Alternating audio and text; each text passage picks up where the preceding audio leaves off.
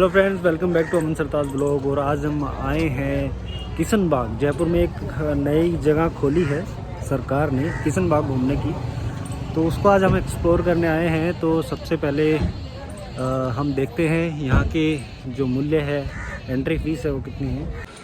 तो आप देख पा रहे हो जो टिकट है वो 50 रुपये का है। और जो अगर कोई स्टूडेंट है वो अगर अपना पास दिखाता है, मतलब जो आइडेंटिटी कार्ड दिखाता है, तो वो फ्री है।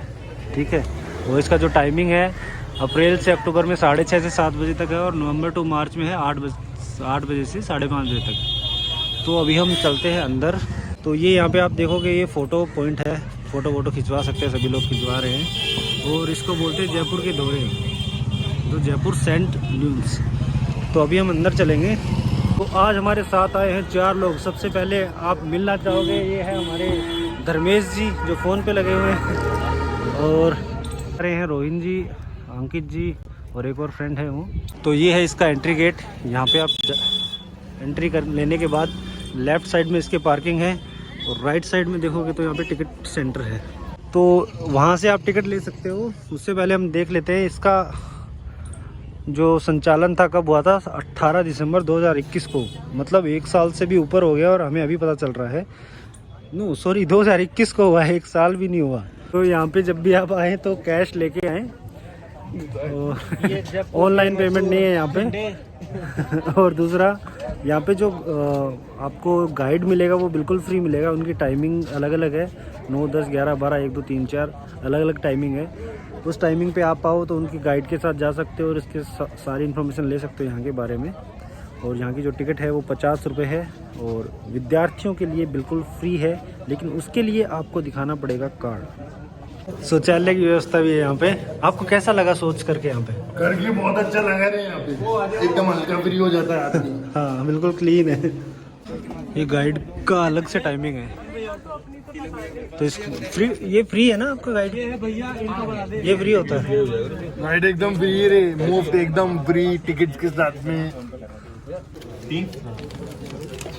ऐसा लगा ये टिकट लेके ऐसा करने का मन कर रहा, क्योंकि गर्मी बहुत है रे इधर। तो यहाँ पे चेक करेंगे टिकट, फिर आप अंदर जा सकते हैं। इस तरीके से प्यारे प्यारे रास्ते बनाए हुए हैं। अंकित जी, आज आपका स्वागत है हमारे चैनल पे। आप पहली बार हमारे चैनल पे आए हैं, और आपको यहाँ पे कैसा लग रहा है? अरे बहुत बढ़िया है, बहुत बढ़िया। तो नीचे से पत्थर से बनाया है, और ये लकड़ी का है। ये रास्ता बहुत प्यारा लग रहा है। बाबा कहाँ जा रहा है बाबा? ये बाबा जा रहा है अकेला वॉक करते हुए, वीडियो बना रहे हैं। Hi guys, this is Baba here, और हमारे साथ में ये अमन है। इसका व्लॉग का चैनल का नाम है अमन सरताज ब्लॉग। इसको फॉलो करने का रे बाबा। ये बहुत अच्छा इंसान है। इसने 2 टीके भी लगवा लिए कोविड के। नहीं लगवाए तो लगवाने का नहीं रे बाबा। बाबा को क्यों बोल रहे है? ये अच्छा इंसान, ये 2 टीके लगवाओ रे, फिर आने का इधर घूमने के लिए। यहाँ पे वैसे बहुत सारे लोग आए हुए हैं, और फोटोग्राफी के लिए अच्छी जगह है यहाँ पे। अगर प्री वेडिंग शूट करना चाहो वो भी कर सकते हैं। जैसे आप इस रास्ते पे चलोगे तो आगे जाके आपको इस तरीके से एक जगह मिलेगी। इसको देखते हैं क्या है।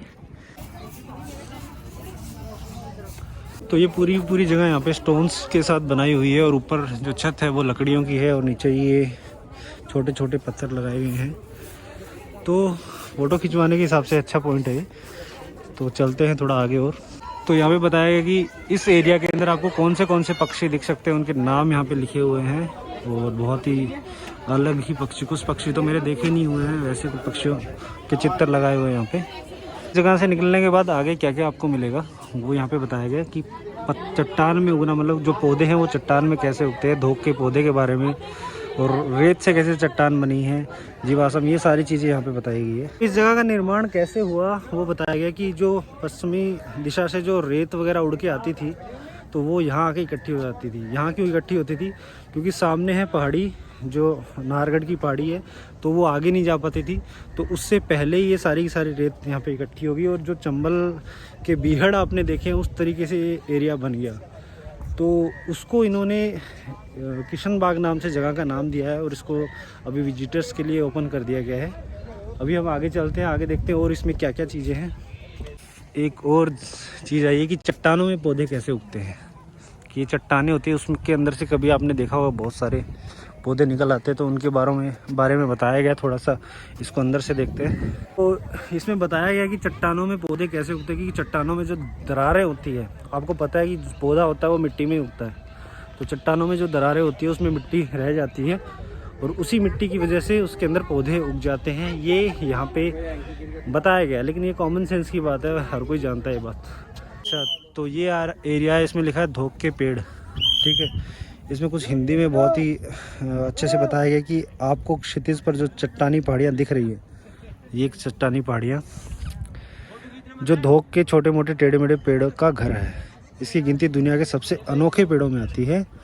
तो ये वाले पेड़ है जो आप जनरली देखते रहते हैं, तो ये अनोखे पेड़ है सबसे, और ये रास्ता पूरा उसी तरीके से बनाया गया है। इधर धोक के जंगल के बारे में बताया गया है, शायद इस पेड़ के बारे में बोल रहे थे बिगाड़ साहब कि ये वाला पेड़ है वो। यहाँ पे एक्सप्लेन किया गया है धोक के पेड़ों के बारे में कि अगर धोक के पेड़ है वो वैसे जो पृथ्वी का सबसे बड़ा जीव बताते हैं उसको, ठीक है। वो ब्लू व्हेल वगैरह उनसे भी ज़्यादा बड़े जीव बताते हैं, उनको सबसे बड़ा मानते हैं, लेकिन इसको उससे भी ज़्यादा बड़ा मानते हैं। पौधे को जीव बता रहे हैं ये लोग। और ये अगर इसको कोई छेड़छाड़ ना करे, अगर ये बढ़ते रहे तो पूरा बस्ती बना लेते हैं। लेकिन इन्होंने बोला है ये अगल बगल भी फैलना स्टार्ट कर देते हैं। क्यों? क्योंकि अगर कोई भी पौधा होता है, अगर उसको कोई हिरण या मवेशी चर लेते हैं तो ऊपर बढ़ना बंद कर देते हैं और वो फिर फैलना स्टार्ट कर देते हैं अगल बगल में। इस तरीके से देखो ये चट्टानों पे चढ़ रहे हैं जैसे। तो अभी हम थोड़ा आगे और चलते हैं, और यहाँ बताया है कि रेत से बनी चट्टानें, और रेत असल में क्या है उसके बारे में बताया। तो एक बार मैं पढ़ लेता हूँ, फिर आपको बताता हूँ क्या है। आपने पढ़ा इसको? अरे हाँ। क्या बोलना चाह रहे हैं? अरे ये कह रहे हैं जो भी समुद्री तटों पर या फिर ये जो पहाड़ों के पास में जो सैंड होती है, हाँ, वो थोड़ी ज़्यादा कठोर होती है, वो उसके ऊपर पानी का और मौसम का बहुत कम प्रभाव पड़ता है, इसीलिए तो ये चट्टानें वगैरह में अपने लगाते हैं ना सैंड, यही वाली यूज़ करते हैं। ओके। ये तो हमने जैसलमेर में भी देखा था कि वहाँ पे आपने देखा था गोल्डन स्टोन जो होता है, तो वो क्या रेत से ही बनता है, ठीक है। थोड़ा कम हार्ड होता है वो, तो वो रेत से ही बनता है। और उसी के बारे में इन्होंने बताया कि कैसे वो जो रेत है उससे पत्थर बन जाता है, उसे बलुआ पत्थर बोलते हैं। यहाँ पे रखा भी हुआ है, आपने देखा होगा। आप अगर जैसलमेर वाला आपने ब्लॉग नहीं देखा तो उसमें देख सकते हैं। वहाँ पे जो सारे पत्थर है वो इसी कलर के हैं, गोल्डन कलर के। यहाँ पे रखे हुए बलुआ पत्थर का खनन किस तरीके से हुआ उस बारे में यहाँ पे बताया गया है। ये बताया गया कि राजस्थान में सबसे ज़्यादा जो पत्थर इस्तेमाल होता है वो बलुआ पत्थर ही होता है, और लोह रंजित बलुआ पत्थर। लोहे जैसलमेर ज़िले के बलुआ पत्थर की चट्टानें समुद्री पानी के खारे तालों में बनी थी, जिनके पानी में लोहा भरपूर था। ये बात यहाँ लिखी हुई है। इस पत्थर का नाम है जो है वो मार्ल है, और ये बलुआ पत्थर की ऊपरी तह पर मिट्टी और चूने की कठोर पर चढ़ी हुई है, और जो मीठे पानी के लगून के तल से बनी हुई है। तो कुल मिला के बात यह है कि यहाँ पे बहुत सारे पत्थर रखे हैं, और हर पत्थर के बारे में इन्होंने यहाँ पे जानकारियाँ दे रखी है। तो आप जब भी आओ, आप अगर पत्थरों के बारे में जानकारी लेनी हो तो आप यहाँ से ले सकते हो। ये अलग अलग पत्थर, ये वाइट कलर का पत्थर लिखा हुआ है, यहाँ पे पत्थर ही पत्थर डाल रखे हैं इन्होंने।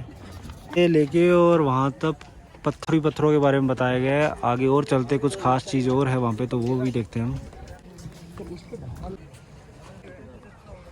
पे हर एक पत्थर के सामने उसकी हिस्ट्री लिखी हुई है कि कौन सा पत्थर कहाँ से आया, क्या कैसे बना, वो सब बताया गया है। इसे यहाँ पे बैठने की जगह बनाई गई है अलग अलग। और अगर आप स्मोकिंग करते हैं तो यहाँ पे प्लीज़ ना लेके आए, क्योंकि ये पूरा जो एरिया है सूखी घास से बना हुआ है। एक तिल्ली भी लग गई तो पूरा जंगल जल जाएगा, तो उस चीज़ का ध्यान रखें। वैसे भी वो अंदर लाने नहीं देंगे आपको। ओके, यहाँ पे क्या मिलते हैं यार? पे जो जानकारी दी गई है वो सारी पौधों के बारे में दी गई है। बहुत सारी जानकारी दी हुई है, सारी की सारी इस वीडियो में डालूंगा तो इसके 6-7 पार्ट बन जाएंगे। तो इस एरिया में आप वो सब ले सकते हो। अभी हम आगे चलते हैं। जिससे कि ये फ़ोटोग्राफी के लिए अच्छी जगह है। तो आप पीछे देख पा रहे होंगे लोग बहुत अच्छे से यहाँ पे फ़ोटोज़ वगैरह ले रहे हैं। और अभी हम एक और जगह पे आए हैं जहाँ पे थोड़ा सा पानी दिखा पूरे रेगिस्तान में। ये देखिए यहाँ पे पानी, पौधों में पानी डाल रखा है, और यहाँ पे इस तरीके से अलग अलग पौधे, अलग अलग घास के बारे में यहाँ पे बताया गया है। तो ये ऐसे लग रहा है जैसे ऊपर पानी है, लेकिन ये बहुत अंदर तक है। और पानी के अंदर भी जो झाड़ियाँ होती है वो दिखाया गया है, घुटनों से ऊपर तक है। तक जो हमने इसके अंदर देखा वो ये चीज़ देखी कि यहाँ पे जो चट्टानें उसके बारे में जानकारी दी गई है, और जो अलग अलग तरीके के पौधे होते हैं, झाड़ियाँ होती हैं, वो कैसे उगते हैं, कहाँ से आते हैं, उसके बारे में यहाँ पे जानकारी दी हुई है। और थोड़ा और आगे है, वहाँ पे भी हम चलते हैं। ऊपर ये देखो कांटों की छत बनाई हुई है और पूरा घास वगैरह सब सूखा है। बाबा ऊपर गए होंगे, बाबा के पास चलते हैं अपन यहाँ से। तो फाइनली अंकित जी को मिल गए हैं बाबा, और बाबा वहाँ पे किसी के साथ मतलब वो मिमिक्री कर रहे हैं, किसी को पकड़ लिया है, अब उसकी खैर नहीं। बाबा कैसा? क्या मिला वहाँ पे जाके? शेर आ सकता कभी। अरे शेर आएगा तो फिर अर्ज करने का ना। बाबा जंगल वाला शेर? अरे भाई जंगल वाला शेर भी नहीं है रे यहाँ पे, बहुत गर्मी है, वो भी चले गए होटल ओयो में। अच्छा बाबा ऊपर क्या है अभी? अभी कुछ नहीं है, ऐसे ही चल रहा है यार, बहुत दूर तक वापस आ रहे ले हम तो। चलो बाबा अभी। अरे धूप है। तो हम चलते जा रहे हैं, और ये इसी तरीके से यहाँ पे हर जगह पे पेड़ पौधों के बारे में और चट्टानों के बारे में बताया गया है कि उनकी उत्पत्ति कैसे हुई है ना। तो अभी हम सोच रहे हैं कि लास्ट पॉइंट बस थोड़ी सी दूर और है, वहाँ पे भी ऐसा का ऐसा सीन बना हुआ है, ठीक है। बस थोड़ा सा यहाँ से हम जो टीलों के ऊपर आगे वहाँ से सिटी का व्यू देख सकते हैं, उसके बाद हम चलते हैं वापस। तो हमारे अंकित जी है, उनका मन कर रहा है कि फ़ोटो ही ले लेते हैं, और तो कुछ है नहीं यहाँ पे। ये रास्ता छोटा नहीं है, ये रास्ता आप वो देख रहे हो दूरी, अरे वो भी उधर तक है।